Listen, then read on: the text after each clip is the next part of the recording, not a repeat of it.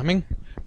Bueno, vamos a Jueces 6 del 3 al 10. Jueces 6 del 3 al 10. Siempre quería seguir, hace ya, creo que la semana pasada no lo vimos, pero no, sino que hace como 2 semanas creo que vimos a Gedeón, o 3. Jueces 6 del 3 al 10. Jueces 3 dice así: pues sucedía que cuando Israel había sembrado, subían los madianitas y amalecitas y los hijos del oriente contra ellos, subían y los atacaban, y acampando contra ellos destruían los frutos de la tierra hasta llegar a Gaza. Y no dejaban comer en Israel ni ovejas, ni bueyes, ni asnos, porque subían ellos y sus ganados, y venían con sus tiendas en grande multitud como langostas. Ellos y sus camellos eran innumerables. Así venían a la tierra para devastarla. De este modo empobrecía Israel en gran manera por causa de Madián. Y los hijos de Israel clamaron a Jehová. Y cuando los hijos de Israel clamaron a Jehová a causa de los madianitas, Jehová envió a los hijos de Israel un varón profeta, el cual les dijo: así ha dicho Jehová, Dios de Israel: yo os hice salir de Egipto y os saqué de la casa de servidumbre. Os libré de mano de los egipcios y de mano de todos los que os afligieron, a los cuales eché de delante de vosotros, y os di su tierra. Y os dije: yo soy Jehová vuestro Dios, no temáis a los dioses de los amorreos en cuya tierra habitáis.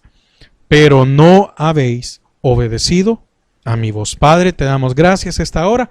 Queremos disponer nuestro corazón para recibir de ti, agradeciéndote, Señor, una vez más que tú eres fiel a nuestras vidas. En el nombre de Jesús, amén y amén. El tema de hoy es consecuencias de la infidelidad de Israel. Definitivamente que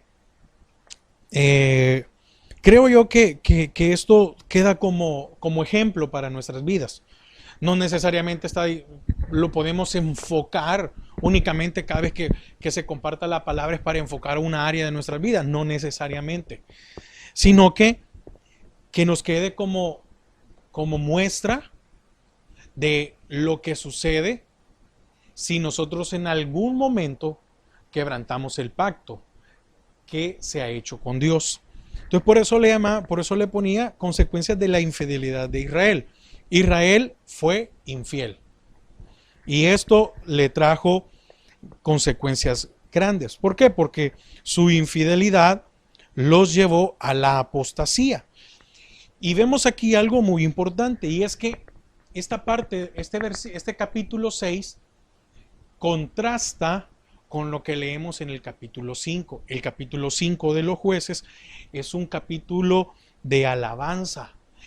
Y dice cántico de Débora y Barak. Está hablando de la alabanza por lo que Dios había hecho con ellos. ¿Qué había hecho? Otra vez los había librado del enemigo. Y entonces es todo lo contrario, ¿verdad? Estamos viendo, es increíble cómo podemos ver el comportamiento de Israel de un capítulo al otro. En el capítulo 5 vemos que estaban en el culto, y en el capítulo 6 vemos que habían apostatado otra vez, que habían sido infieles. ¿Qué es la apostasía? Es deserción de la verdad, es separar, es divorcio y es remover. Entonces vemos que ellos se habían separado de Dios. ¿Por qué? Porque habían adorado a otros dioses, habían ido en pos de otros dioses. ¿Qué es también lo que habían hecho? Era instigar a la revuelta. Ellos mismos habían hecho que sus hermanos dejaran de buscar a Dios y se fueran en pos de otros. Entonces, tanto Dios va a traer castigo como al que instiga, como al que se deja llevar, porque aquí fue para ellos. A raíz de esto, a raíz de su infidelidad, a raíz de esta apostasía, a raíz de desertar del camino de Dios, a raíz de apartarse de Dios, Dios trajo una opresión, trajo la angustia y la aflicción sobre el pueblo de ellos. Y vemos en este caso que la apostasía de Israel trajo consigo una opresión recurrente. ¿Por qué recurrente? Porque está diciendo aquí que durante 7 años. Ahora, ¿cuánto tiempo habrá pasado desde que el Señor habrá libertado a Israel y volvieron a hacer lo malo? Pero no, y entonces vino el Señor y llegó un momento en que se cansó y dijo, no es posible. No es posible que lo saco y en poco tiempo se les olvide. Los israelitas tienen un problema y es que rápidamente se les olvidaba lo que Dios hacía con ellos. Y ahí sí creo que muchas veces como cristianos nos sucede lo mismo. Rápidamente se nos olvida lo que Dios hace. Entonces, dice el versículo 3 y dice, pues sucedía que cuando Israel había sembrado, subían los madianitas y amalecitas y los hijos del oriente contra ellos. Subían y los atacaban y acampando contra ellos destruían los frutos de la tierra hasta llegar a Gaza y no dejaban que comer en Israel, ni ovejas, ni bueyes, ni asnos. Porque subían ellos y sus ganados y venían con sus tiendas en grande multitud, como langostas, y ellos y sus camellos eran innumerables. Así venían a la tierra para devastarla. De este modo, empobrecía Israel en gran manera por causa de Madián, y los hijos de Israel clamaron a Jehová. Entonces, la opresión, es decir, la angustia o la aflicción que sobre ellos caía, consistía en una incursión anual. Era una vez al año, pero era suficiente como para acabárselos. Era suficiente como para poder llevarse y destruir lo que tenían. Entonces, pero me llama la atención algo, que la opresión no solo era de los madianitas. Porque en el capítulo 1, en el versículo 1 del mismo capítulo, dice que Jehová los entregó en manos de Madián. Ahí dice, en manos de Madián por 7 años. Pero no solo Madián llegaba a valer, a enriquecerse, a destruirlos. Y muchas veces hay un dicho que dice que los males muchas veces no vienen solos, sino que cuando viene algo, encima viene otra cosa y encima viene otra cosa. No es aquello de que, sí, ¿verdad? Hoy pasó esto y no. Lastimosamente así es. Muchas veces cuando viene algo malo, trae consigo otra cosa, otra situación. Entonces, cuando hay que pagar algo, se nos junta no solo el recibo ese, sino que se rejunta el otro recibo y uno dice, no sé qué pago primero, pues, no sé qué es más importante. Y entonces, eso les había pasado a ellos. Entonces, Madián significa pleito, rencilla y lucha. ¿Por qué quiero tocar esto? Porque quiero hacer notar una palabra cuando dice subían. Y entonces, el lugar de habitación de Madián era el desierto. Amalek significa habitante de un valle. Y vemos siempre en la palabra del Señor de que el valle era el lugar de perdición. No el valle, sino que la figura, ¿verdad? El Señor siempre quiere que nosotros ascendamos, que estemos en lo más alto. Cuando Israel pecaba, lo hacía en el valle, así como sucedió cuando Moisés viene y sube a hablar con Dios. Y Josué se queda a medio camino. Y entonces, ¿dónde estaba Israel? En el valle, en lo más bajo. Y entonces,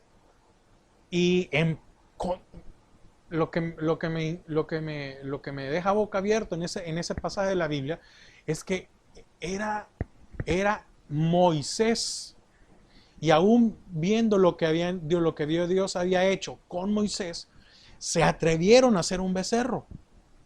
Entonces vemos que unos habitaban en el desierto, otros habitaban en un valle, y dice que además de Amalek, de Madián y Amalek, dice que subían los hijos del oriente.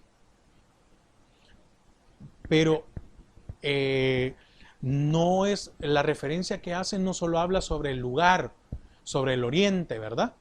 Sino que aquí dice que es el que aguarda, el que espera para hacer daño. Dice que es antiguo, es pasado.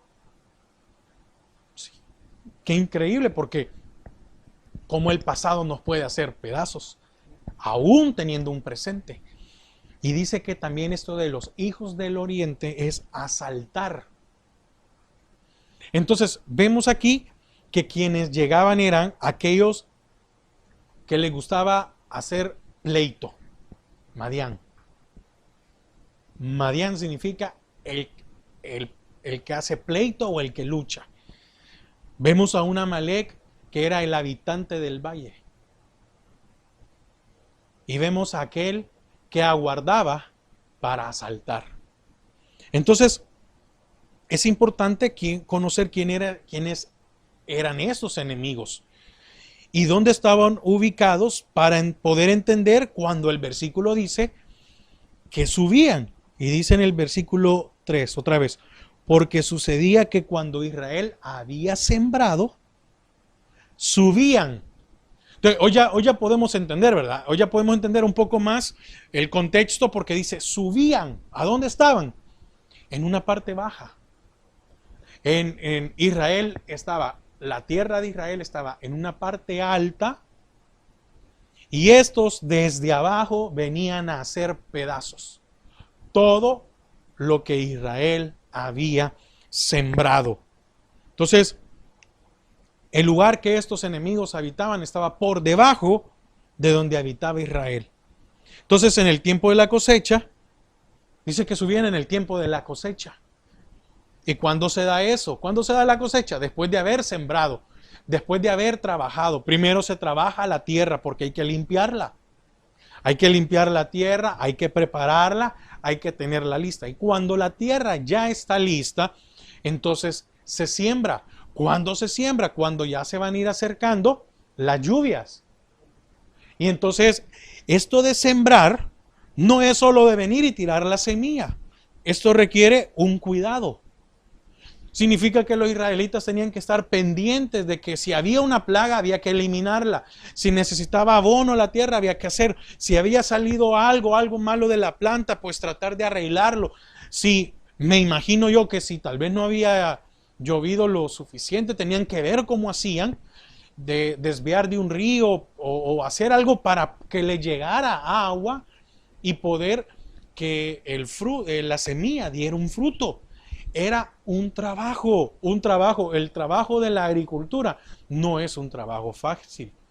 El trabajo de la agricultura es un trabajo de fe. ¿Por qué? Porque el sembrador está esperando que la semilla germine, pero también está esperando que llueva en el tiempo que tiene que llover. Entonces es un trabajo de fe. ¿Por qué? Porque no es lo mismo como otro trabajo en el cual, pues, si yo tengo un trabajo fijo y llueva o no llueva, pues se desarrolla. No, esa parte es un trabajo de fe. Ahora, si lo pasamos ahora a nuestras vidas, nosotros estamos trabajando y tenemos fe de que nuestro trabajo va a producir un fruto. ¿Qué quiere decir? Yo tengo fe de que donde estoy trabajando siempre va a haber trabajo. Yo estoy teniendo fe de que la empresa siempre me pague. Que la empresa siempre tenga liquidez para que cada fin de semana o cada quincena o cada fin de mes yo reciba mi pago. Entonces nosotros trabajamos y trabajamos teniendo fe de que al final del periodo que nos tienen que pagar, nos paguen. Y esto venga a dar fruto. Entonces, no era algo sencillo en el caso de Israel. Se habían esforzado, lo habían hecho a tal punto de que la tierra producía fruto. Ahora, ¿qué pasaba? Dice que subían. Y es lo que a mí me llama la atención. Subían. No es que bajaban. No, subían. ¿Por qué, ¿Por qué hago referencia en esto? Porque definitivamente Dios había puesto a Israel en un lugar privilegiado. Los tenía en el mejor lugar que había para ellos. Y entonces uno de allá abajo venía a hacer lo que quería con ellos. ¿Qué hacían? Dice que invadían Israel. Dice que invadían toda la tierra de Israel. Y no dejaban nada. Invadían y se llevaban todo. Todos los productos, empezando, aquí la palabra empieza hablando sobre todos los productos agrícolas. Y después habla de todos sus animales. Y hace referencia, aquí dice la palabra de que ellos venían con sus tiendas, ya que eran nómadas. ¿Qué quiere decir esto? Que venían a establecerse. Venían a tomar posesión de una tierra que no era de ellos. Pero mientras ellos estaban ahí, dominaban, gobernaban. ¿Y cuándo se iban? Cuando se acababa todo. ¿Y por qué dice que se acababa todo? Porque dice que traían su ganado. Quiere decir que adicional, que se llevaban el ganado que Israel tenía. Sí, porque dice que se llevaban el ganado. Dice que ellos traían su ganado. Significa que traían el ganado de ellos a pastear, ¿sí? A pastear a la tierra de Israel. Entonces, aparte que Israel le servía como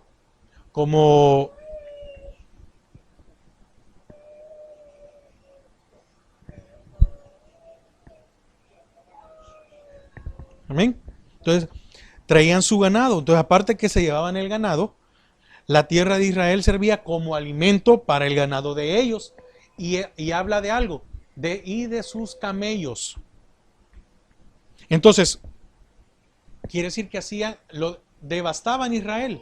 Yo creo que no. Devastaban a Israel. ¿Por qué? Porque Israel le servía como fuente de alimento, pero también como fuente de agua. Y es de imaginarse de que tenían que darle de comer a todo su ganado y tenían que darle agua a todo su ganado. Y habla de los camellos. Y es increíble la cantidad de agua que un camello, ahorita no me recuerdo muy bien cuánto es la cantidad de agua que un camello puede tomar de una sola vez. Porque son animales que están diseñados para aguantar el calor y las distancias largas dentro del desierto. Entonces significa que ellos iban, pero bien provisionados, a esperar hasta el siguiente año.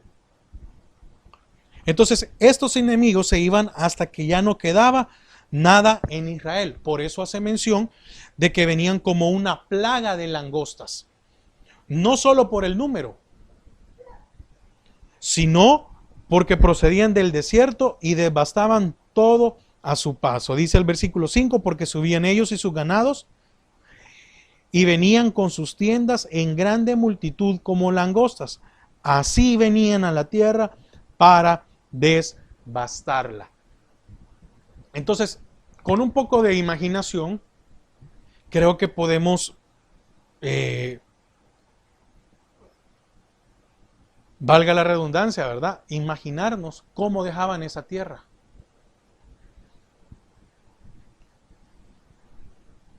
Cómo la dejaban hecha pedazos. Dice que devoraban todo.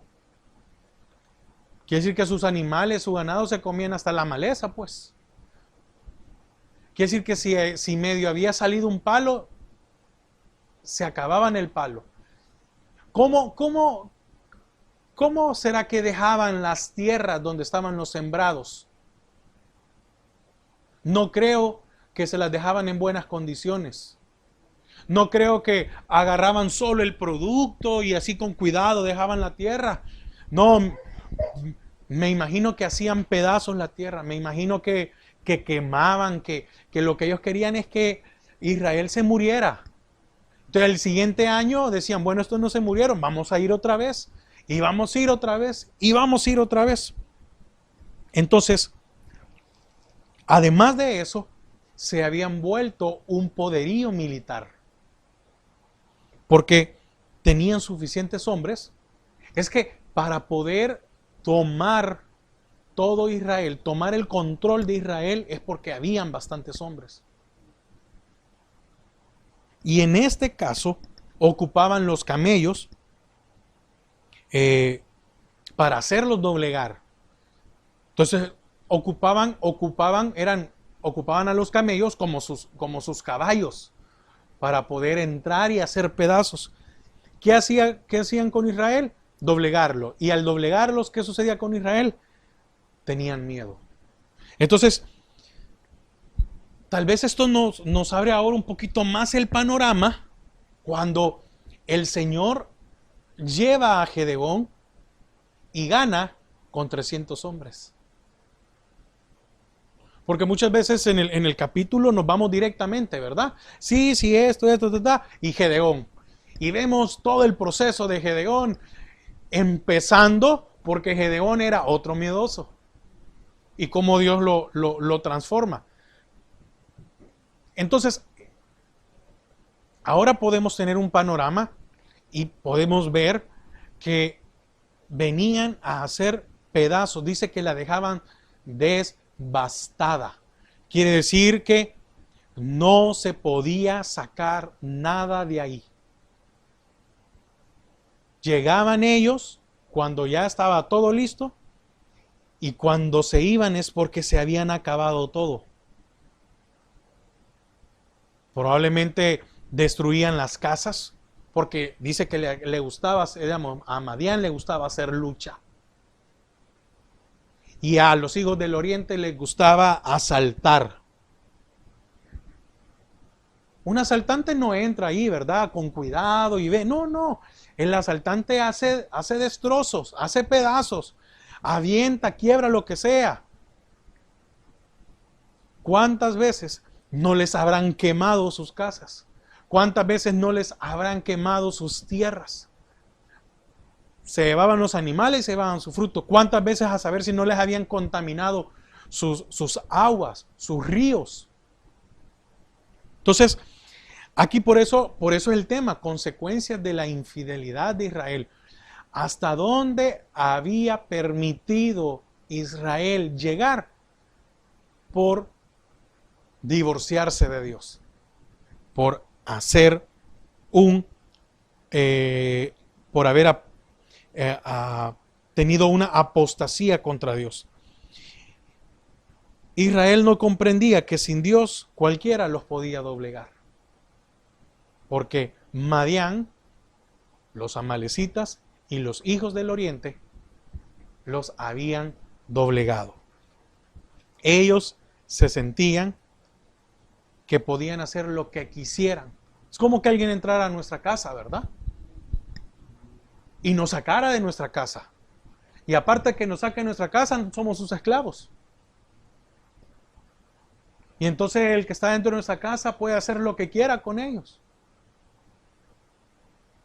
¿A quién de nosotros le agradaría que nuestro enemigo duerma en nuestra cama?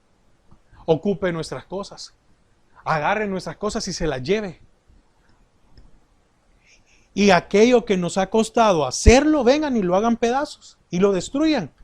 Porque no servía ni para dormir. Entonces esto había hecho que Israel huyera hacia las montañas.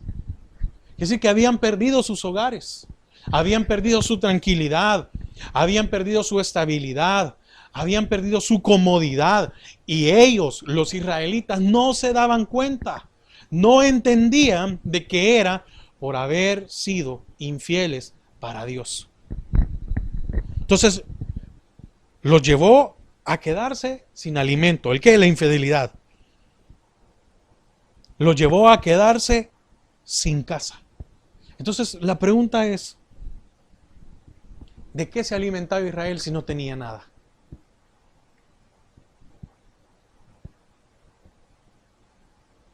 Quiere decir que pasaron hambre, aguantaron frío, aguantaron necesidades fuertes, ellos y sus hijos. E Israel no comprendía esto.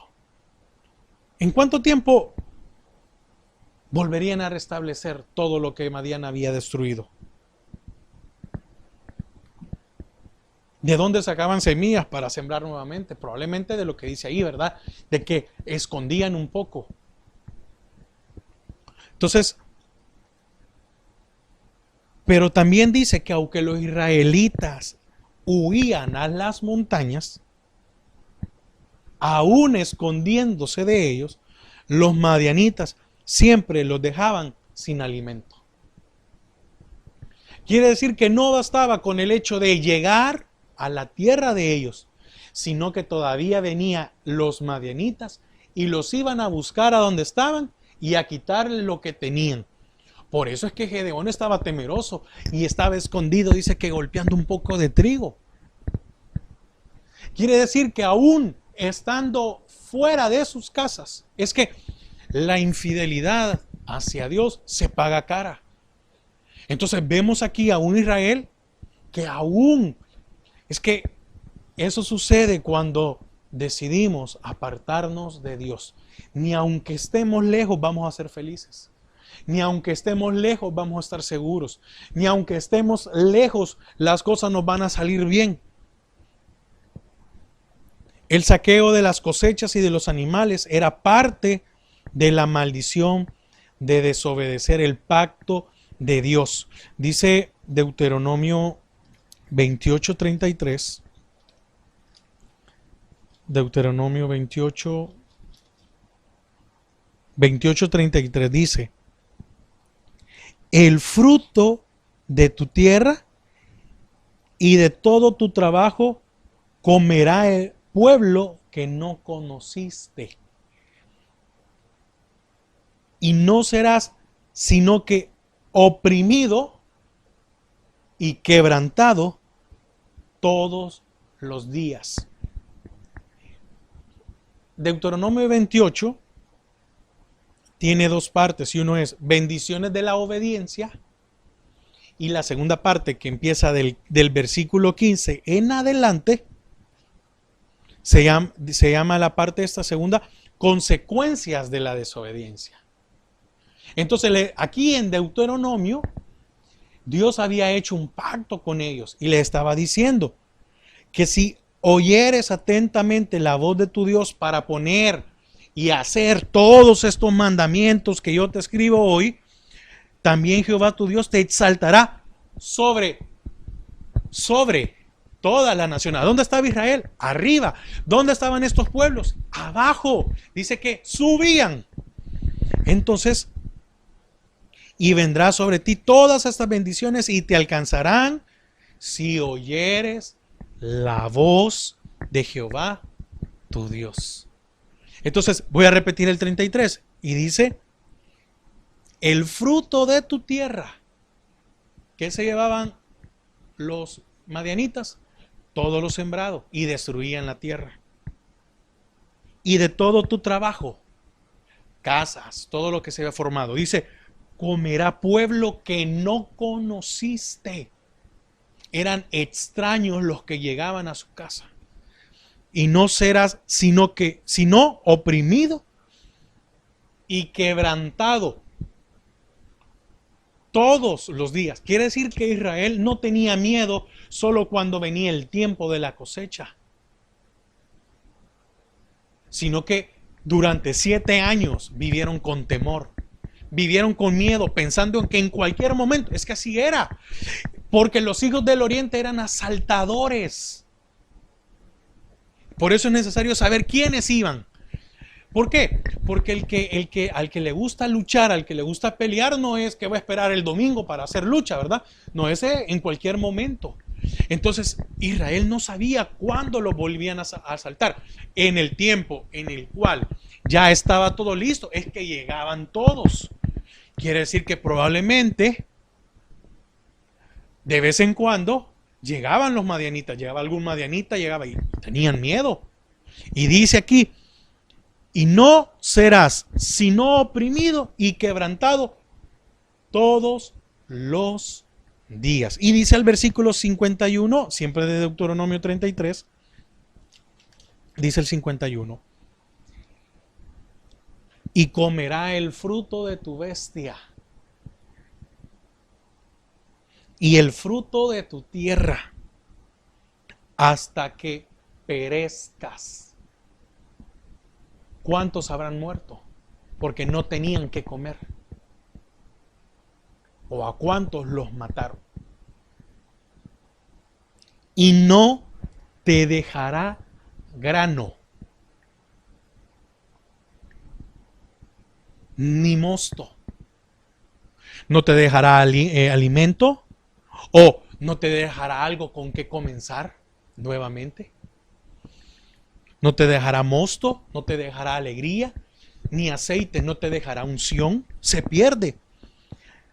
Ni la cría de tus vacas, ni los de rebaños de tus ovejas. Y aquí dice, hasta destruirte. Pondrás sitio a todas tus ciudades, hasta que caigan tus muros altos y fortificados en que tú confías. En toda tu tierra sitiará, pues, todas tus ciudades y toda la tierra que Jehová tu Dios te hubiere dado. Es increíble. Es increíble. Ahora, ¿por qué les había sucedido esto a Israel? Porque Israel no oyó, no puso atención. ¿A qué? A la voz de Dios. Dios ya se los había dicho aquí en Deuteronomio. ¿Cuándo se los dijo? Antes de entrar a conquistar la tierra. Antes de que el Señor levantara a Josué para conquistar Canaán.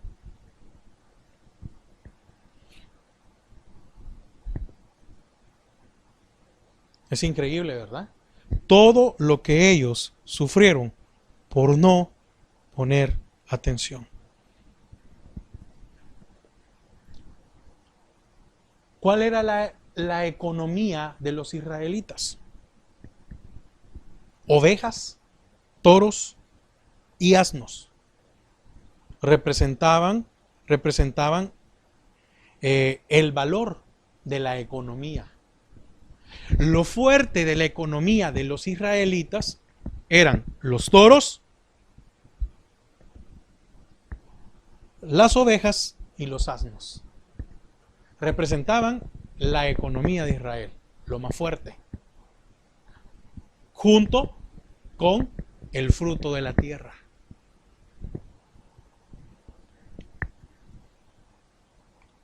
Entonces vemos a una nación empobrecida por 7 años.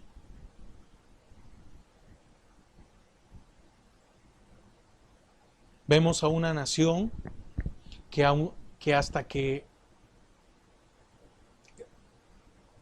sinceramente no entiendo por qué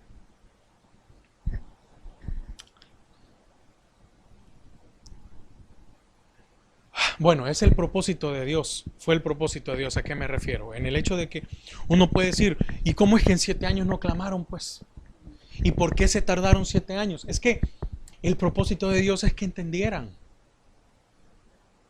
Porque muchas veces pasamos un año de estos y muchas veces no entendemos. Pasamos 2 años y no entendemos.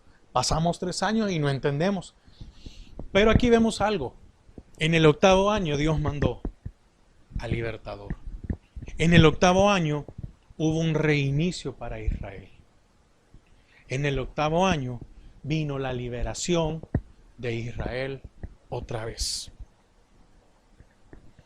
Entonces, cualquiera podría creer o tener la impresión de que esta vez Dios no los iba a librar. ¿Por qué? Porque en esta historia la demora es mayor que la demora que podemos ver en los capítulos anteriores. Porque cuando fue con Otoniel y Ehud, el clamor es seguido de inmediato por la noticia de que Jehová levantó un libertador.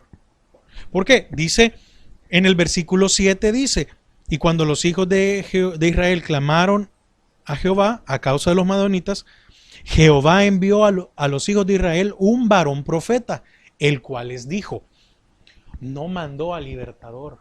En los anteriores viene Dios y levanta un libertador. En esta ocasión dice que envió a un profeta. Y de seguro cuando vieron el profeta dijeron, ahí viene el libertador, ¿verdad? No, y viene y les dice, Jehová envió a los hijos de Israel un profeta. Así ha dicho Jehová, en el versículo 8, en la parte B, así ha dicho Jehová Dios de Israel, que les dijo, empieza a recordarles varias cosas. Primero, yo os hice salir de Egipto, de donde ustedes creían que nunca iban a salir, los saqué. Se les había olvidado que estaban en tierra extraña y ahora tenían tierra propia. Y dice, el segundo punto, y os saqué de la casa de servidumbre. No solo eran extraños, eran esclavos.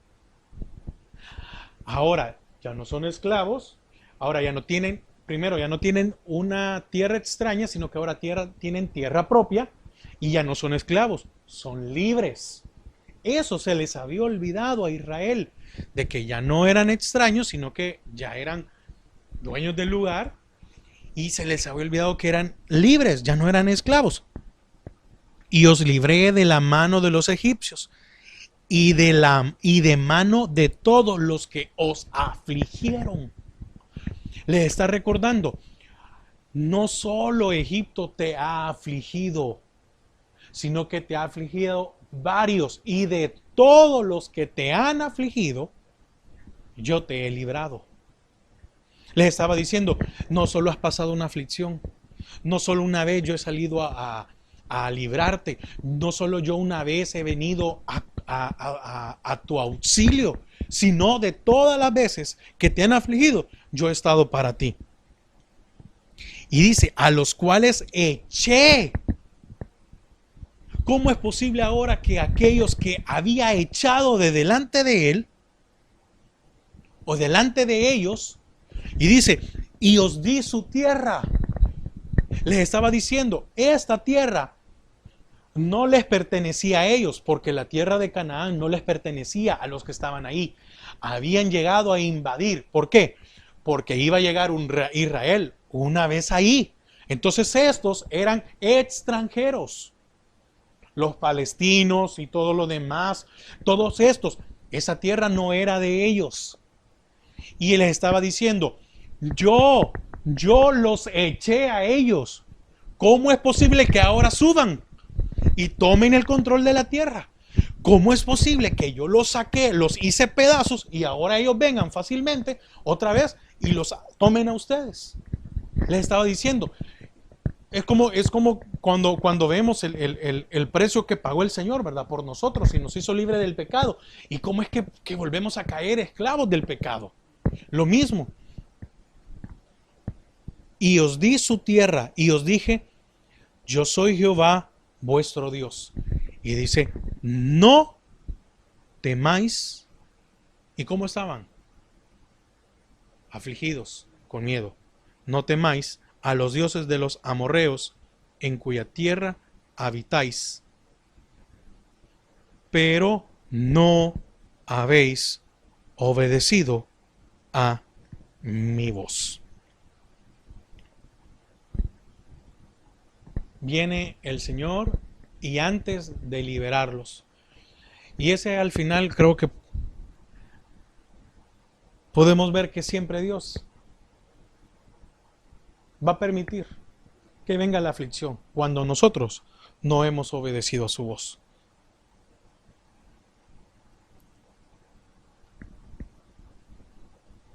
En respuesta a ese clamor, Dios envió un profeta. No obstante, a diferencia de las otras, no llama al libertador. Lo primero que hizo no fue llamar al libertador, sino que acusó a Israel de infidelidad al pacto de Jehová. Les repasó las obras a favor de Israel y les resumió el pacto. Jehová sí había cumplido con su parte del pacto a cabalidad, pero Israel había incumplido la suya. ¿Qué podemos concluir de esto? Y es que nos metemos en un grave problema al desobedecer a Dios. Porque Dios puede permitir esos 7 años. Probablemente hoy no sean 7 años físicos. Probablemente sí. Entonces, ¿cuál es el llamado? A no descuidarnos en dejar de escuchar su voz. Porque es bien claro el Señor. El Señor fue bien claro, les dijo, miren, ustedes dejaron de oír mi voz. Ustedes dejaron de buscarme. Y en ese alejar y en esa separación que hubo, les vino lo peor que les había venido a ellos. ¿Por qué? Porque creo que fue muy duro la situación de estos israelitas durante 7 años cuando vemos que Madián hizo lo que quiso con ellos. Cuando vemos que los destrozaron. Cuando vemos que, bueno, es increíble, ¿verdad? Yo no me quisiera imaginar en esta situación. Yo no me quisiera pensar en el hecho de que otro, un extraño, entre y tome posesión de lo que a mí me ha costado y que haga lo que quiera y que haga pedazos y la puerta tan bonita que compré y que arreglé y que pinté la destruyan y ¿qué habrá sentido aquel hombre israelita que estaban destruyendo su casa, que lo estaban dejando sin nada? Entonces, tengamos cuidado con descuidarnos en no escuchar la voz de Dios. Si escuchamos la voz de Dios, no va a venir ninguna opresión para nuestras vidas. En pocas palabras es tengamos cuidado con ser infieles a Dios. Amén. Padre, te damos gracias a esta hora, porque, Señor, una vez más, podemos, Señor, meditar en lo que Señor, Israel hizo muchas cosas y eso hoy quedan como enseñanzas para nuestras vidas. Padre, es una advertencia para nosotros hoy en el hecho de no cometer los errores que hizo Israel. Señor, que podamos siempre escucharte. Padre, que siempre podamos estar atentos a tu voz. De que no seamos renuentes, Señor, en escuchar tu palabra. Gracias por tu palabra en esta noche. En el nombre de Jesús. Amén y amén.